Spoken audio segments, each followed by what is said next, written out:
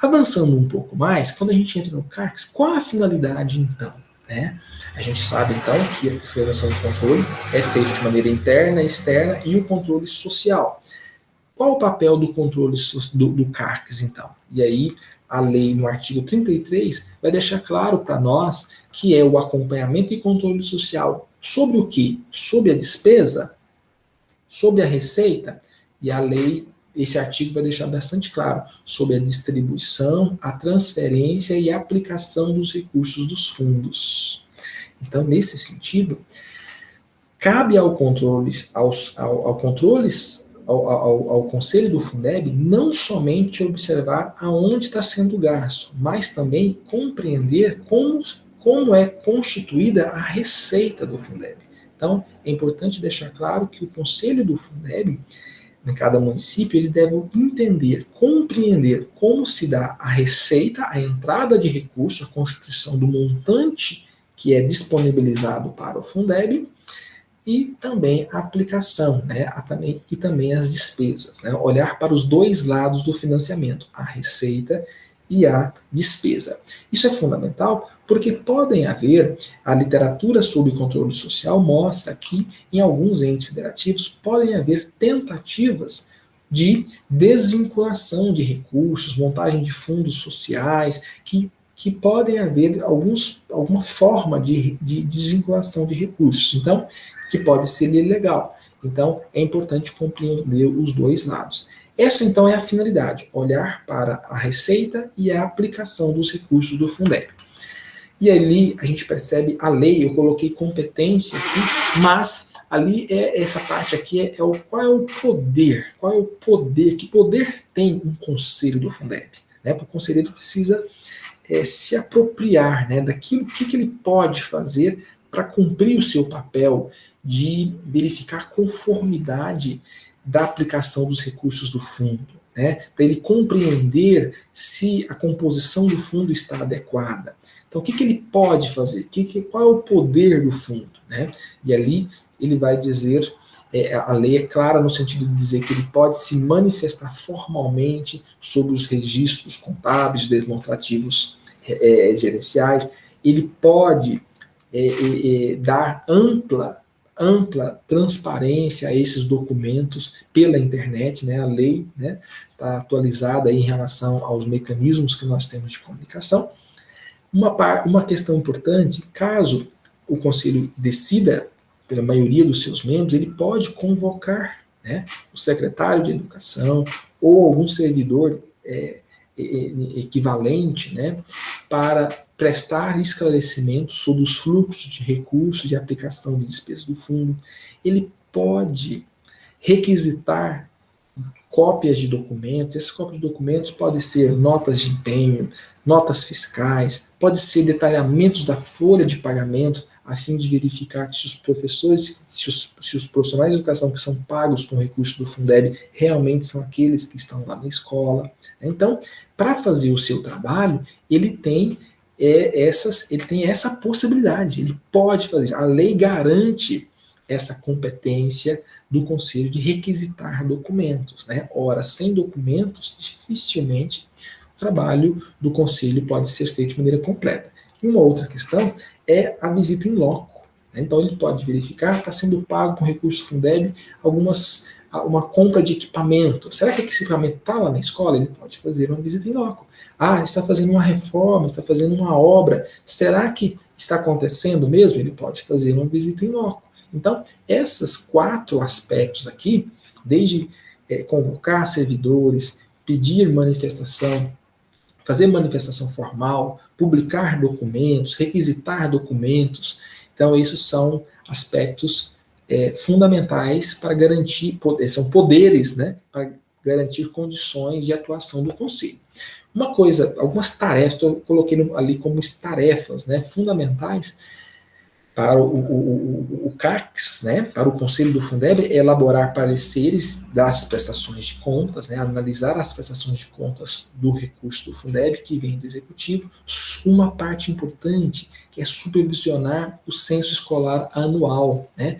Vocês lembram que como que chega o dinheiro para o município? Via Fundeb? esse dinheiro chega basicamente pelo número de matrículas.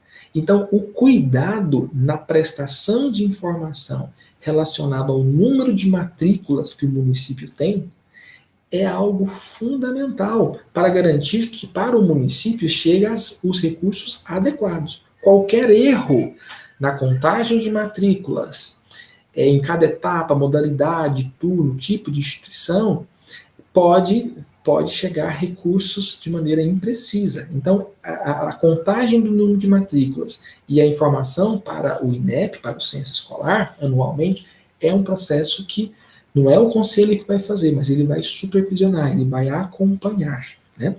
E também uma questão importante é a elaboração da proposta orçamentária anual, né? E outras tarefas que cabem ao conselho é o acompanhamento dos recursos de programas, recursos que chegam do FNDE em programas federais, como o Programa Nacional de Transporte Escolar, o PNAT, e o Programa de Atendimento a jovens e adultos, né, da EJA. E aqui a gente pode imaginar que para o conselho funcionar com em toda a sua plenitude, é fundamental que haja autonomia, né, que não haja vinculação e nem subordinação institucional ao Poder Executivo.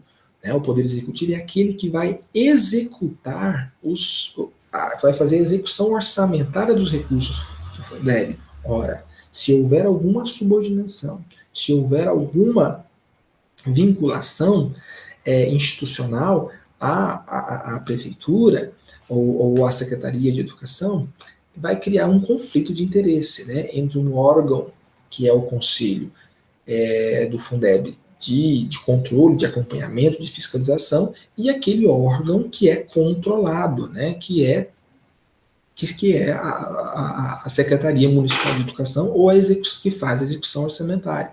Então, essa autonomia é fundamental, né, porque, afinal de contas, estamos lidando com o Conselho do Fundeb vai fazer uma análise da prestação de contas, né, tem que ter independência, né, tem que ter autonomia para poder perguntar, para poder convocar servidores para pedir esclarecimento, para pedir documentos, né? Então, isso é fundamental, ter essa autonomia, enfim.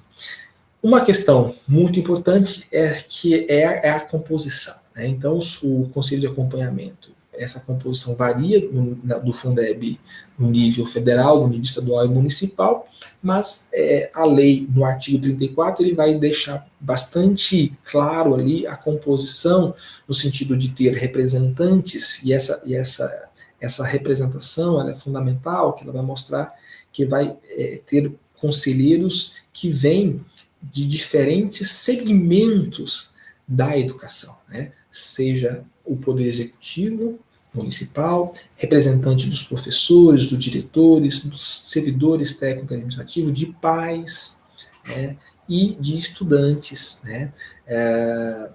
E aí os estudantes que podem participar com direito à voz, né, são estudantes emancipados, né? E ainda estendendo a possibilidade de participação de Conselho Municipal de Educação, de Conselho Tutelar, Organização da Sociedade Civil e representantes na lei do novo Fundeb, vem aqui os representantes das escolas indígenas, do campo e das escolas quilombolas. Então, garantir essa representatividade dos diferentes segmentos é fundamental, porque são olhares diferentes sobre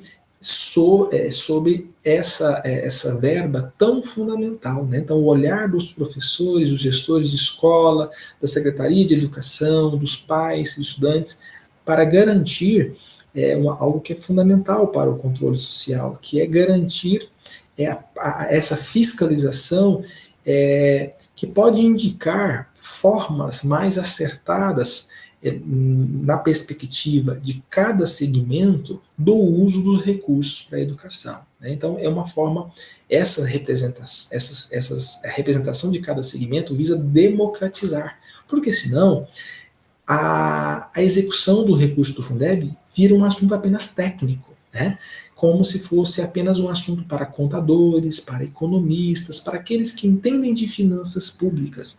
E, na verdade, os recursos da educação visam garantir direitos à educação para a sociedade. Então, é importante, né, que haja o olhar e a voz dos diferentes segmentos para que possa haver uma aplicação mais adequada dos recursos do Fundeb. E aqui, já finalizando, né, o mandato a lei estabelece um mandato de 4 anos, né, para os membros do Conselho do Fundeb, e está vedada a recondução, né, para um outro mandato. Né? Então, essa é a periodicidade do mandato do Fundeb. E uma questão bastante importante, aqui já finalizando, o conselho, como eu havia falado um pouco antes, né, os conselhos, eles há bastante desafio, a gente percebe, várias pesquisas têm mostrado os desafios para os conselhos do Fundeb, no sentido da autonomia. Essa autonomia ela vai sendo construída, ela vai sendo alcançada, ela vai sendo ampliada na medida que o conselho vá se fortalecendo. Né? A lei vai falar que é preciso garantir condições de funcionamento para o conselho. Né? Muitas vezes os conselhos às vezes têm dificuldades de reunir, garantir um local para reunião, garantir material de escritório. Né? Então esses elementos estão previstos em lei. E os conselhos, à medida que ele vá funcionando, que ele vá se mobilizando, esses espaços eles precisam ser conquistados. Né? Sobretudo no Estado brasileiro, muito marcado pelo patrimonialismo, né? As instituições de fiscalização e de controle, as instâncias de fiscalização e controle, elas não são historicamente benquistas, bem-vindas, né? Historicamente, os gestores públicos no nosso país, de novo, marcado por um Estado patrimonialista, o controle, seja interno, externo, ou seja social, eles não são historicamente fortalecidos. Então, esse fortalecimento se dá com a reunião de pessoas que entendem, né, que a importância do controle social e que trabalham em prol do fortalecimento dessa instituição. E esse fortalecimento, então, se dá, primeiro, pela compreensão da importância do Conselho do Fundeb, pela importância, então, do controle social sobre as verbas que garantem que é a principal fonte, né? Pelo menos 60%, 65% das verbas no município vem do Fundeb. Então, em reconhecer a importância dessa mobilização social, não achar que isso é tarefa apenas do Executivo ou é apenas obrigação do Tribunal de Contas ou do Ministério Público, ou seja, querer, de fato, atuar sobre essa tarefa. Muitos conselhos também têm dificuldade de atuar pela falta de formação. Né? Às vezes um pai, um estudante, às vezes o próprio professor, ele vem ali representando a classe dos professores, ele vem indicado pelo sindicato, mas e aí? O que eu tenho que fazer? Né? Como que funciona o Fundeb? Então, e cada vez mais tem crescido iniciativas de formação de conselheiros, de manuais do Fundeb. Então, com a internet, isso tem se popularizado mais. Então, uma forma de fortalecer o conselho é a formação, formar os seus conselheiros. Né? Então, dessa maneira, essa instância, né, de controle social das verbas, visando melhor aplicação dos recursos do Fundeb, no sentido de para que os recursos do Fundeb sejam utilizados para garantir o direito à educação de qualidade, esse fortalecimento, o Conselho do Fundeb, ele tem um papel importante nesse fortalecimento, para que o Fundeb cumpra de fato as suas finalidades. É isso. Vou ficando por aqui, vou agradecendo a atenção de vocês e a oportunidade de falar sobre esse importante conselho, né, importante instância de controle, que é os conselhos de acompanhamento e controle social do Fundeb. Obrigado.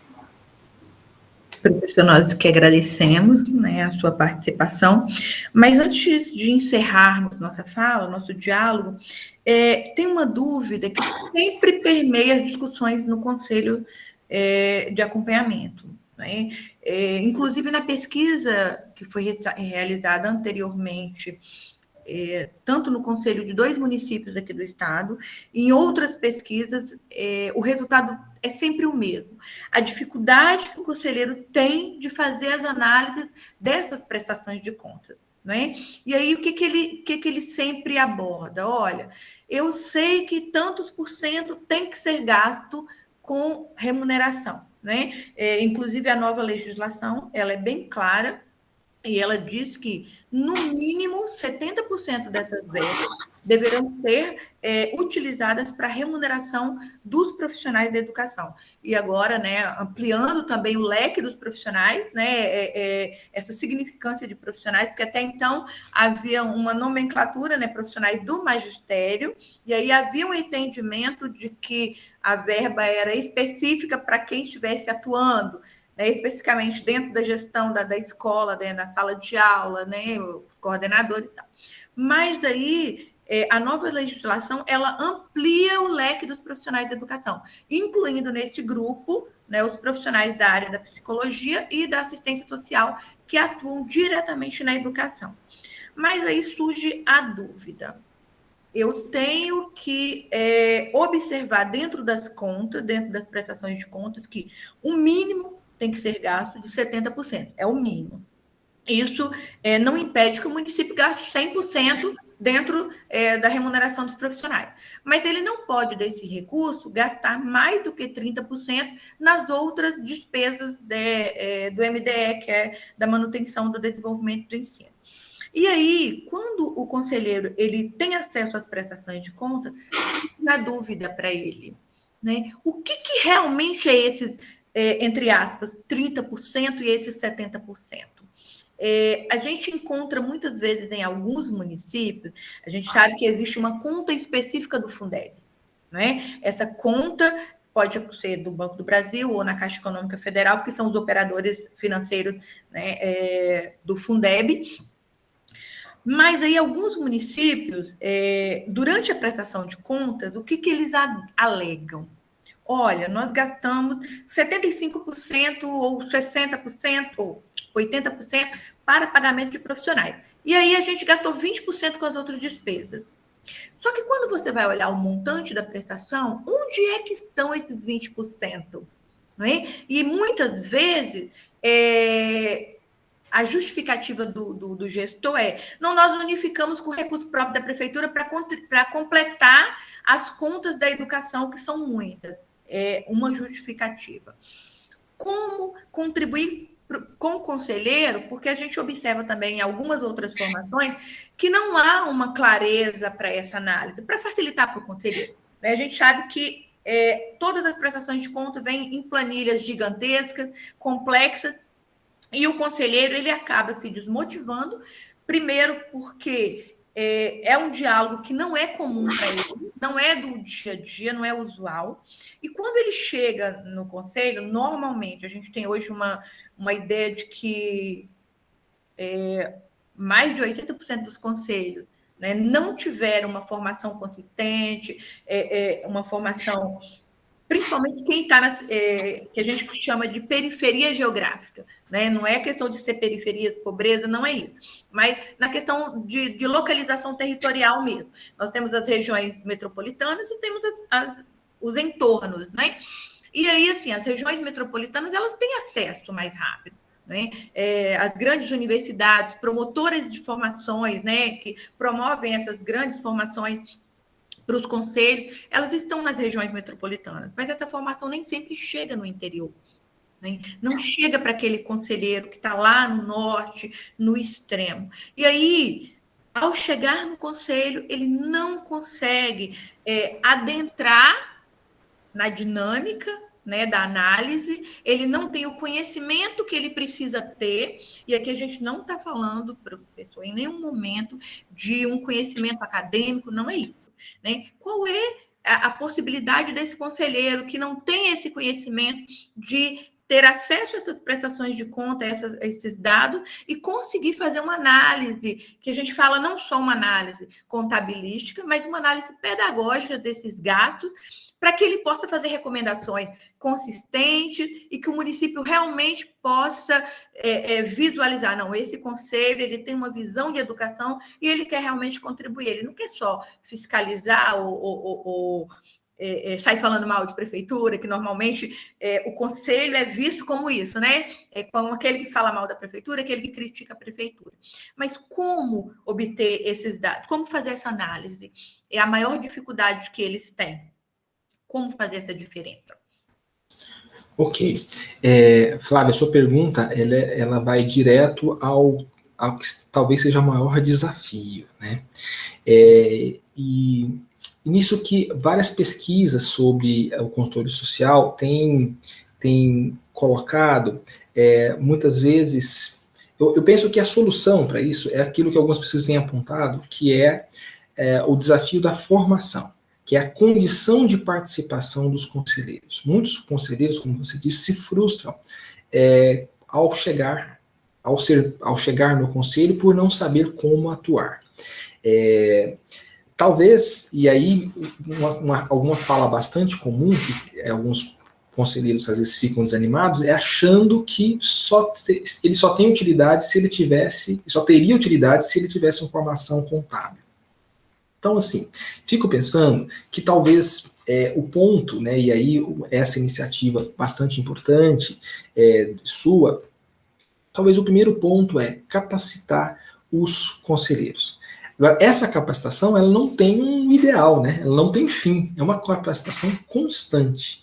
Então, assim, acho que a atuação ela tem que começar, que na lida com o trabalho do controle social, os conselheiros vão se capacitando, eles vão criando intimidade com essa linguagem da prestação de contas e com essas questões dos dados que ele tem que trabalhar. Fico imaginando que cada conselho deve buscar formas na sua localidade de buscar formas de terem uma formação, seja com profissionais da área de contabilidade, seja com profissionais, seja com professores, seja os conselheiros mais antigos que estão saindo, ao saírem fazerem um repasse, uma formação com aqueles que estão chegando. Então, esse é um ponto. Uma questão importante que você falou é sobre a folha de pagamento. A folha de pagamento, na minha opinião, Flávia, é o principal item de controle das verbas da educação. E aí, de maneira muito rápida, eu poderia imaginar o seguinte, você tocou no ponto dos 70%, que no Fundeb, até 2020, era 60%. Então, em termos ideais, de maneira muito, muito sucinta, que seria esse controle? O Conselho do Fundeb deveria saber se o Fundeb no nosso município ele tem uma receita de R$100 mil no Fundeb a partir de 2021, 70 mil no mínimo tem que ser gasto com folha de pagamento. Isso parece muito simples, mas a gente sabe que não é. Primeira questão, primeiro nós temos que saber qual é o montante dos recursos do Fundeb. Nós temos que ter certeza dessa composição dos 100 mil. Agora, a parte dos professores, a parte dos profissionais de educação, tem uma questão muito importante. Nós temos que ter, o Conselho tem que ter mecanismos, tem que ter acesso ao dado das folhas de pagamento para compreender que todos os profissionais de educação que estão dentro da folha são aqueles que estão nas escolas. Em municípios menores, muitas vezes se estabelece, as pessoas se conhecem. Então elas sabem que aí os conselhos têm que pedir os dados de maneira, talvez saber pedir os relatórios, né? Vamos imaginar que no município X, que tenha 5 escolas, sabe-se que em tal escola tem 20 professores e tem lá 10 profissionais técnico-administrativos. Então, tem que pedir na prestação de contas, não basta vir lá que pagou 70%, ou pagou tantos mil ou tantos milhões com folha de pagamento. o conselho deveria ter acesso a relatórios anteriores que permitisse ele identificar se num determinado município está dizendo que de 100 mil reais, 70 mil foi em folha de pagamento, como foi, quais são essas pessoas, as listas das pessoas, local de lotação, para permitir verificar se de fato 70 mil de 100 mil foi gasto com as pessoas. Digo que essa parte, na experiência que eu tive como conselheiro de um conselho estadual de educação aqui no meu estado, quando nós iniciamos o trabalho, foi o segundo grupo de conselheiros do Conselho Estadual, lá no início do Fundeb, em 2007. Nós tivemos que construir os instrumentos para análise da prestação de contas. Eu lembro que na época nós buscamos ajuda no Conselho Regional de Contabilidade, pedimos ajudas na universidade, porque nós tivemos que construir nossos instrumentos, porque antes vinha apenas, como você falou, apenas fechado. Nós já gastamos 60% das verbas, que na época era 60%, com profissionais de educação, mas nós não tínhamos mecanismos de relatórios anteriores, né? Então, essa parte, essa parte da folha de pagamento, o detalhamento da folha de pagamento, essa parte, Flávia, é um desafio para todos os municípios e uma coisa impressionante, que de fato, como geralmente o Poder Executivo não gosta de ser fiscalizado, não gosta de ser controlado, então também isso é um senso quase comum, viu? Nunca ouvi um secretário municipal de educação, um prefeito adorar conselho do Fundeb, viu? Isso aí não vai existir, porque na verdade é sempre visto como alguém que está controlando, e geralmente o gestor não gosta de controle. Mas então, nesse sentido, Flávia, fico imaginando que pedir os relatórios, e uma coisa importante, fazer com que os relatórios cheguem. Essa nova lei do Fundeb, ela vem reforçando isso, né? Que é obrigação, inclusive, dar prazo, né? Estabelece prazo para a entrega dos relatórios, né? Estabelece mecanismo muito, inclusive um dos princípios que está na Constituição ali, é que o Poder Executivo ele tem que dar condições de acesso, de rastreabilidade dos dados, né? Então, sem essa parte, eu concordo com você que o Conselho pouco tem a fazer, né? A prestação de contas fica uma coisa fechada, um documento fechado, que não pode ser checado, e esse é o papel, é um dos papéis do Conselho, do Conselho do Fundeb. E para finalizar, eu fico pensando o seguinte, que, como você falou, o controle, a composição do controle do Conselho do Fundeb ele é muito diversa, tem professores, tem pessoas que às vezes vão entender mais de números, mais de dados, menos outras. Talvez sejam mais do que outras. Então, eu acho que uma coisa bastante importante se estabelecer no Conselho do Fundeb é que os conselheiros, com seus diversos perfis, eles podem contribuir de maneira diferente, mas igualmente importante para o Fundeb. Então, os professores, ou às vezes alguma composição, alguns núcleos de professor, algum conjunto de conselheiros, talvez não vai se deter muito aos dados ali, vai analisar aspectos pedagógicos, vai analisar outros aspectos. Alguns vão se concentrar mais nos dados, outros vão se concentrar em outros aspectos igualmente importantes. O fundamental é que cada conselheiro, né, o conjunto dos conselheiros, distribuindo tarefas e cada um podendo fazer naquilo que mais domina, né, o melhor para o conselho, que haja um funcionamento adequado e satisfatório do conselho do Fundeb, né? Mas o ideal não existe, né?